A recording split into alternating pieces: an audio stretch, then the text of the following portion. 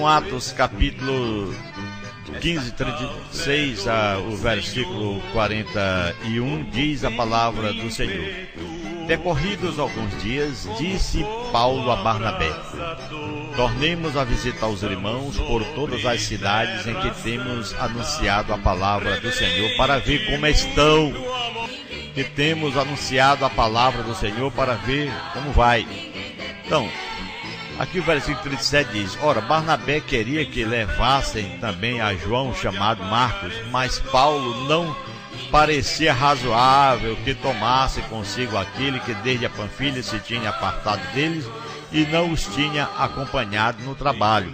E houve entre eles tal desavença que se separaram um do outro, e Barnabé, levando consigo a Marcos, navegou para Chipre. Mas Paulo, tendo escolhido a Silas, eles partiram encomendados pelos irmãos à graça do Senhor. Passou pela Síria e Cilícia, fortalecendo as igrejas. Louvado seja o santo nome do Senhor. Então, o livro de Marcos é o menor dos 4 registros do Evangelho do Novo Testamento. Glória a Deus. E é um excelente ponto de partida para conhecer a história de Jesus Cristo. É o livro de Marcos. Você quer conhecer? Leia o livro de Marcos. Marcos se destaca entre os evangelhos de ser breve, objetivo e focado nos atos de nosso Cristo, mais do que nas suas próprias palavras. Este livro inclui várias das parábolas e outros ensinamentos do Senhor. Glória a Deus. Mas enfatiza os milagres realizados e a maneira de que ele se conduzia no meio do seu povo. Louvado seja o Senhor. Podemos analisar, meus amados irmãos, o conteúdo.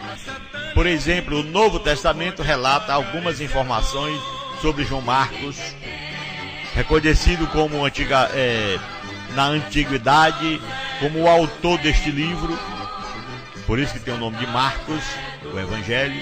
Ele era filho de uma mulher chamada Maria, dona de uma casa espaçosa em Jerusalém, onde os cristãos se reuniam, aleluia. Aqui Atos 12:12, uma casa espaçosa, onde os irmãos vinham e ali tinha o lugar onde dormir, tinha onde almoçar e pregar o Evangelho. Isso é a coisa mais linda que pode ter um homem, uma mulher, uma pessoa que se dedica a acolher aqueles que são verdadeiros filhos de Deus, que andam nesse trabalho evangelizando. Não é dar dinheiro, não, mas o pão que é o necessário, como Jesus prometeu. Aqui nós não temos que ter condições de arranjar e tirar dos irmãos condições financeiras para comprar avião, comprar casa, carro, isso não, mas sim simplesmente o alimento e pregar o Evangelho. Só que hoje as coisas andam tudo diferente. É que o primo de Marcos, Barnabé, lá em Colossenses 4:10 nos revela, era um dos pregadores mais influentes no trabalho relatado no livro de Atos. Barnabé foi o apelido deste homem, que ele recebeu pelas suas atitudes de exortar e animar os irmãos. Lá em Atos 4:36, que nós fizemos a leitura, louvado seja o Senhor, que diz a palavra de Deus: decorrido alguns dias, disse Paulo a Barnabé: tornemos a visitar os irmãos por todas as cidades em que temos anunciado a palavra do Senhor, para ver como vão. Aleluia. Então essa aí era a preocupação. Quando Barnabé e Paulo partiram na sua viagem missionária, levaram João Marcos como auxiliar. Lá em Atos 13, de 1-16, está escrito: ele acompanhou o trabalho em Chipre, mas desistiu quando a viagem ficou mais difícil. Porque tem pessoas que é assim, enquanto está tudo fácil, está uma beleza, ele continua, mas começou a ficar um pouquinho difícil e já não vai mais. Por exemplo, lá e vem o trovão, a chuva, aí eu já não vou mais para o culto, só quando parar isso aí, não dá para mim ir. Quer dizer, essa é a situação. Mas quando a gente estava no mundo, naquela época de forró, pé de serra, as pessoas pegavam, colocavam a roupa debaixo de uma vasilha e saía correndo nu. Assim contam as histórias de muitos deles que já passaram, me contaram. Eu ouvi de pessoas dizendo que saía nu correndo no meio do templo com a roupa debaixo, quando chegava lá perto da casa do forró, vestia e pulava dentro do forró. Quer dizer, é a situação maligna de um coração perverso de um homem pecador. Quando se trata das coisas de Deus, aí tem aquele hipercílio, tem alguma coisa que chama a atenção. Não dá para mim ir, não dá para mim fazer nada, tá chovendo, tá alguma coisa difícil, agora mesmo nesse tempo de coronavírus não posso ir porque acontece que é perigoso e tal. Mas digamos assim, se alguém chama para receber um dinheiro no banco, ele vai. Para ir ao mercado, ele vai. Se for para ir outra viagem necessária, ele vai. Mas para oração, não, depois eu vou. É uma questão lamentável a situação do homem. Então nós vemos aqui, por este motivo, Paulo recusou levar Marcos na sua segunda viagem, porque ele era um pouco estranho. Ele achou melhor levar para a Ásia e a Europa um dos colaboradores chamado Silas, enquanto Barnabé e Marcos voltaram para reforçar o trabalho feito na ilha de Chipre, conforme Atos 15, que nós fizemos leitura do 36 ao 41. Então, meus queridos irmãos, ano depois, Paulo, glória a Deus, ele reconheceu o crescimento de Marcos. É assim, às vezes ele fica, mas continua. E seu valor ele continuou também, tendo o trabalho do Evangelho. Paulo reconheceu, ele foi um dos irmãos judeus que mais ajudou Paulo durante sua prisão, lá em Colossenses 4, 10 a 11, morta, e outros versículos, lá em Filemão 24, versículo 24. No final da sua vida, Paulo pediu mais uma vez a ajuda de Marcos. 2 Timóteo capítulo 4, versículo 11 está escrito.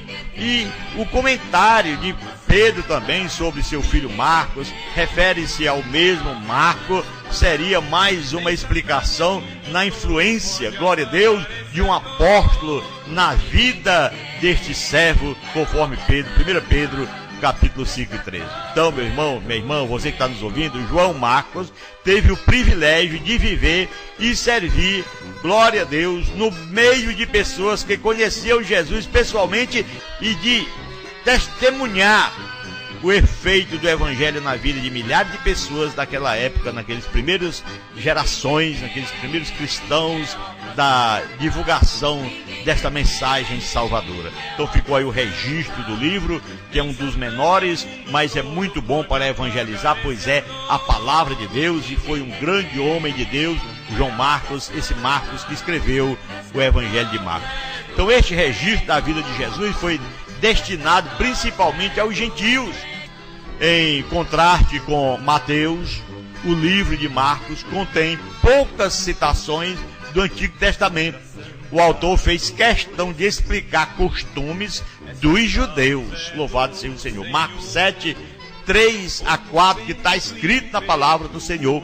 Ali ele relata os costumes dos judeus, meus irmãos e amigos, e de traduzir também palavras do aramaico ao grego. Marcos 3, 17 está escrito, 5, 41, 7 e 11, tudo prova isso aí, que ele era uma pessoa que traduzia a palavra do aramaico ao grego. Então observamos na leitura de Marcos o conteúdo básico. Primeiro, glória a Deus, fala do trabalho de João Batista e o início do ministério de Jesus Cristo. Segundo, nós vemos aqui do capítulo 1 ao capítulo 9, registram também as ações de Jesus durante seu ministério na Galileia. Ele também fez questão de focalizar o trabalho de Jesus na Pérea, a região leste do Rio Jordão, no capítulo 10. Assim, meus irmãos, no capítulo 11 ao capítulo 15, glória a Deus, ele fala da última semana antes da morte de Jesus Cristo e registra ali sua crucificação em Jerusalém. Glória a Deus, Jesus fez tudo isso por nós e Marcos fez esse registro maravilhoso para nós nos inspirar e ver o quanto Jesus nos ama, glória a Deus, ao ponto de ter se entregado na cruz para nos salvar. No capítulo 16, Marcos fala do período entre a ressurreição e a ascensão do Senhor. Ou seja, Jesus ressuscitou e subiu ao céu. Louvado seja o santo nome de nosso Pai Celestial. Glória a Deus. O Evangelho relatado por Marcos apresenta Jesus ativo no trabalho. Jesus ativo, vivo, o ritmo, glória a Deus, é rápido, seguindo as jornadas, as conversas e os milagres do Mestre.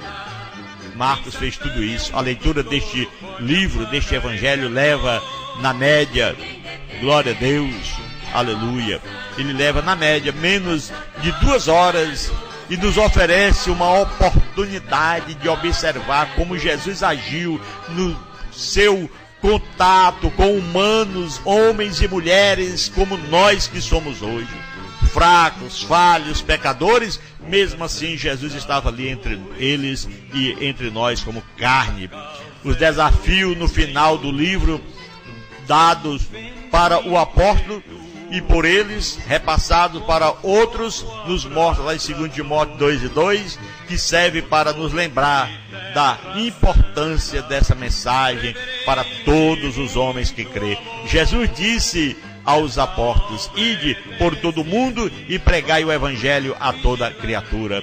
Quem crê e for batizado será salvo, quem não crê, porém, será condenado. Então, Marcos 16:15-16. Por essa causa, nós nos preocupamos em levar essa mensagem a você, meu irmão, minha irmã, que nos ouvem pela zona sonora da nossa Maranata, porque é uma palavra bíblica para os dias de hoje, é uma mensagem do nosso rei, e quando um rei fala, a palavra é irrevogável, não pode revogar. E ele disse: ide e pregai o evangelho a toda criatura. Quem crê e for batizado será salvo, porém quem não crê será condenado. E é por isso que nós nos preocupamos para levar até você, para que você que nos ouve, você se lembre: eu já sou um cristão. Muito bem, você se alimente com a palavra de Deus, lhe incentivando a ler o livro de Marcos, o menor livro do Novo Testamento em relação aos evangelhos. Então você vai ver, são 4 evangelhos, desses 4 o menor é Marcos. Então você tem essa oportunidade de aprender, de exaltar, bem dizer o santo nome do Senhor.